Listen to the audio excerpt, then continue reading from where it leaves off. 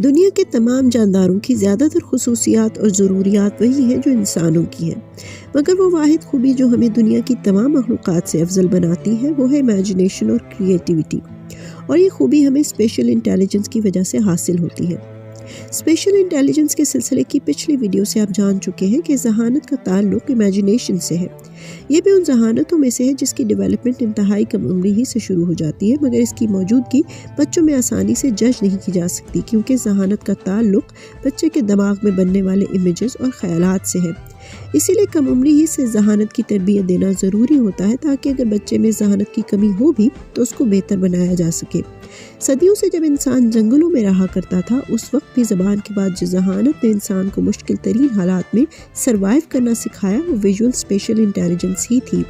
اس دور میں جسمانی طاقت کے استعمال کے بعد سب سے اہم مہارت اور علم اسپیشل انٹیلیجنس کی بنیاد پر معلومات اکٹھا کرنا اور ان معلومات کو سروائیول کے لیے استعمال کرنا تھا، اور ایسے افراد ہی کو قبیلوں کا سردار بنایا جاتا تھا جن میں یہ ذہانت سب سے زیادہ ہوتی تھی۔ روزمرہ پیش آنے والی مشکلات کا حل نکالنا، ضرورت پڑنے پر نئی چیزوں کی ایجاد، محفوظ گھروں کی تعمیر، بیماریوں کا علاج، ایک مقام سے دوسرے مقام تک حفاظت سے جانا، نقشے بنانا اور ان کا استعمال کرنا، جنگل میں جڑی بوٹیاں، صحرا میں پانی تلاش کرنا، شکار کرنا، ستاروں کی مدد سے سمندر یا صحرا میں منزل پر پہنچنا، جگہوں، شکلوں، پودوں، پتھروں اور رنگوں کو سروائیول کے لیے یاد رکھنا، جنگوں کی اسٹریٹجی بنانا، کسی جگہ موجود جنگلی جانوروں یا کسی اور خطرے سے آگاہ رہنا، تفتیش، تحقیق کرنا اور کھوج لگانا اسی خاص ذہانت کی سبب ممکن ہوا۔ آئیے آپ کو بتاتے ہیں کہ 2 سے 7 سال تک کی عمر کے بچوں کے لیے وہ کون سی ایسی ایکٹیویٹیز ہیں جو بچے میں ویژول اسپیشل انٹیلیجنس کو بڑھانے میں مدد دیتی ہیں۔ ایک مخصوص کمرے میں بچوں کو گھومنے پھرنے اور وہاں موجود چیزوں کو ایکسپلور کرنے کی اجازت دیں۔ ضروری نہیں ہے کہ ہر بچہ کھلونوں سے کھیلے، بچہ جس محفوظ چیز سے کھیلنا چاہتا ہے اس کو کھیلنے دے۔ اس کے علاوہ بچہ اگر کسی کھلونے سے مختلف طریقے سے کھیلتا ہے تو والدین اس کو صحیح طریقہ سکھانے کی کوشش کرتے ہیں۔ بچوں کے کھیل میں کچھ صحیح یا غلط نہیں ہوتا، بچہ جیسے کھیل رہا ہوتا ہے وہی اس کے لیے بہترین ہوتا ہے۔ بچہ اس کھلونے اور کھیل کو اپنی نظر سے دیکھ رہا ہوتا ہے، اس کو اپنی مرضی سے کھیلنے دے۔ بچوں کے ساتھ گفتگو میں اوپر، نیچے، دائیں بائیں، اسٹریٹ، کارنر، انڈر، اراؤنڈ وغیرہ جیسے الفاظ کا استعمال ضرور کریں۔ بچے سے بات کرتے وقت چیزوں کے رنگ اور اشکال کے نام لیں۔ جب بچہ قدرے بڑا ہو جائے تو اس کے کھلونوں میں بلاک، صفحات، کلر پینسلیں، پینٹس وغیرہ ضرور شامل کریں۔ بچے کو ابتدائی طور پر ان چیزوں کا استعمال سکھانے کا طریقہ یہ ہوتا ہے کہ والدین بچے کے سامنے بلاک سے کچھ بنائیں یا پینسل سے کچھ بنا کر اس میں رنگ کریں۔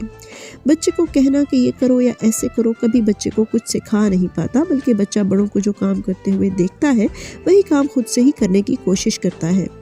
اس کے علاوہ پیپر کو فولڈ کر کے اس سے مختلف شکلیں بنا کر دکھائیں، اور اگر بچہ خواہش کرے تو اس کو سکھائیں۔ بچے کو ریت یا مٹی سے کھیلنے کا موقع فراہم کریں، اس کو مختلف چیزوں کے ٹیکسچرز میں فرق محسوس کرنا سکھائیں۔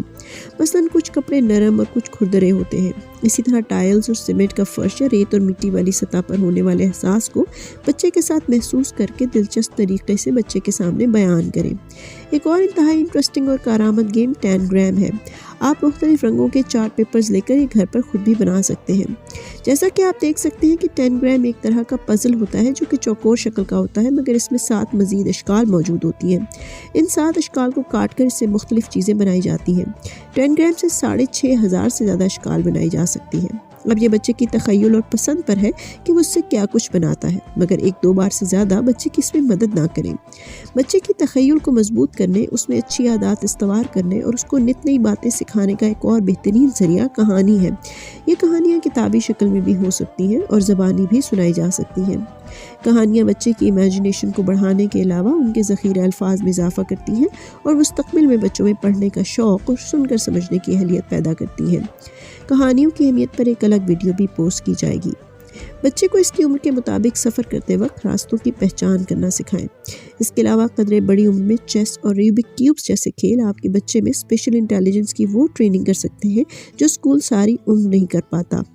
بچوں میں اسپیشل انٹیلیجنس بڑھانے کا ایک اور طریقہ ایبیکس بھی ہے، جس کا ذکر میتھس والی ویڈیو میں تفصیل سے کیا گیا ہے۔ مشاہدہ ایک اہم فن ہے، مگر ذہانت کا تعلق مشاہدے سے نہیں ہے، کیونکہ تحقیق کے مطابق نابینا افراد میں بھی دماغ کی آنکھ سے تصور کرنے اور تخلیق کرنے کی صلاحیت موجود ہوتی ہے۔ یعنی اسپیشل انٹیلیجنس کے حامل بچے دیکھے سنے بغیر ہی نت نئے خیالات بن لیتے ہیں۔ ایک اور دلچسپ بات یہ ہے کہ کچھ ذہانتیں عمر کے ساتھ زوال پذیر ہوتی ہیں، مگر اسپیشل انٹیلیجنس ایسی ذہانت ہے جو عمر اور تجربے سے بڑھتی ہی چلی جاتی ہے۔ یاد رکھیں کہ لڑکوں میں یہ ذہانت پوری دنیا میں قدرتی طور پر قدرے زیادہ پائی جاتی ہے۔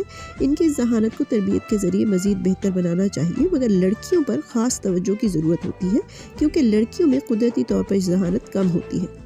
اکثر والدین چاہتے ہیں کہ وہ اپنے بچوں کو مہنگی اور جدید ترین الیکٹرانک کھلونے خرید کر دیں، مگر الیکٹرانک کھلونے جو خود بخود چلتے ہیں وہ آپ کے بچے کی ذہانت بڑھانے میں کوئی کردار ادا نہیں کرتے۔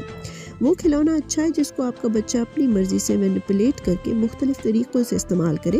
ایسے کھلونے بچوں کو انتہائی کریٹیو اور ذہین بناتے ہیں، اور ایسا کھیل صرف کھیل نہیں ہوتا بلکہ تعلیم ہوتی ہے۔ سب سے اہم بات یہ ہے کہ کوئی بھی کام بچے کو زبردستی مت کروائے۔ 7 سال کی عمر سے پہلے بچہ ہر وہ کام کرتا ہے جس میں اس کو قدرتی دلچسپی ہوتی ہے یا وہ بڑوں کو کرتے دیکھ کر اس میں دلچسپی ظاہر کرتا ہے۔ اس لیے ہمارے مذہب میں نماز تک کی ترغیب دینے کا حکم 7 سال کی عمر میں اور سختی سے پڑھانے کے لیے 10 سال کی عمر کا حکم دیا گیا ہے۔ اس لیے ہر وہ کام جو بچوں کو 7 سال کی عمر سے پہلے زبردستی یا ڈانٹ ڈپٹ کر کرایا جائے، بچے اکثر ایسے کاموں سے نفرت کرنے لگتے ہیں۔ یہ اب آپ کو بتاتے ہیں کہ اسپیشل انٹیلیجنس بچوں کی پڑھائی پر کیسے اثر انداز ہوتی ہے۔ اکثر والدین کہتے ہیں کہ ان کے بچے کو سب کچھ آتا ہے مگر وہ سبق سناتا نہیں ہے۔ یہ اس وجہ سے ہوتا ہے کہ ایسے بچے اکثر اپنے خیالات کا اظہار الفاظ میں کرنا پسند نہیں کرتے۔ ایسے بچوں میں لکھنے کی دلچسپی بھی بہت کم ہوتی ہے کیونکہ ان کا دماغ ہر وقت خیالات اور امیجز سے بھرا رہتا ہے۔ اس لیے ان کو الفاظ میں اپنے خیالات کا اظہار کرنا سکھانا ضروری ہوتا ہے، جس کے لیے کہانیوں سے مدد لینی چاہیے۔ مگر ایسے بچوں میں ریاضی، لاجک اور سائنس کی دلچسپی بہت زیادہ ہوتی ہے اور آبجیکٹس کے بغیر بھی جمع تفریق بہت اچھے سے کر سکتے ہیں۔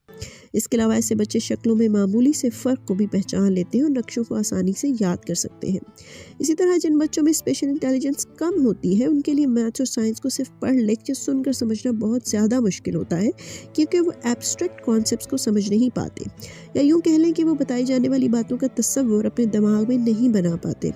اس لیے ایسے بچوں کے لیے جدید دنیا میں سائنس، میتھس اور سوشل اسٹڈیز کی کتابوں کے ساتھ CDs اور آڈیو ویژول ایڈز بھی مہیا کی جاتی ہیں تاکہ جو باتیں ان کو بتائی جا رہی ہیں وہ تصویری یا کنکریٹ شکل میں بھی ان کے سامنے پیش کی جائیں تاکہ وہ کانسیپٹ کو ٹھیک سے سمجھ سکیں۔ مگر ان نئے ایڈز کو استعمال کرنے کا نہ ہی ہمارے اسکولوں کے پاس وقت ہوتا ہے اور نہ ہی وہ اس کی اہمیت سے آگاہ ہے۔ ایسے بچے جن میں اسپیشل انٹیلیجنس کم ہو، ان بچوں کو تصویری شکل میں سب کچھ سکھائیں۔ ان کو زبانی جمع تفریق کے بجائے آبجیکٹ کو سامنے رکھ کر ریاضی سکھائیں اور ویڈیو دکھا کر سائنس اور سوشل اسٹڈیز پڑھائیں۔ یاد رہے کہ space science, engineering, computer science, architecture, archaeology, geography, research وغیرہ میں دلچسپی اور مہارت پیدا کرنے کے لیے کم عمری میں دی گئی اسپیشل انٹیلیجنس کی تربیت بہت زیادہ کام آتی ہے۔ پڑھائی کے علاوہ یہ ذہانت نوجوانوں میں جدید روزگار اور نئے آئیڈیاز فراہم کرنے میں مدد دیتی ہے۔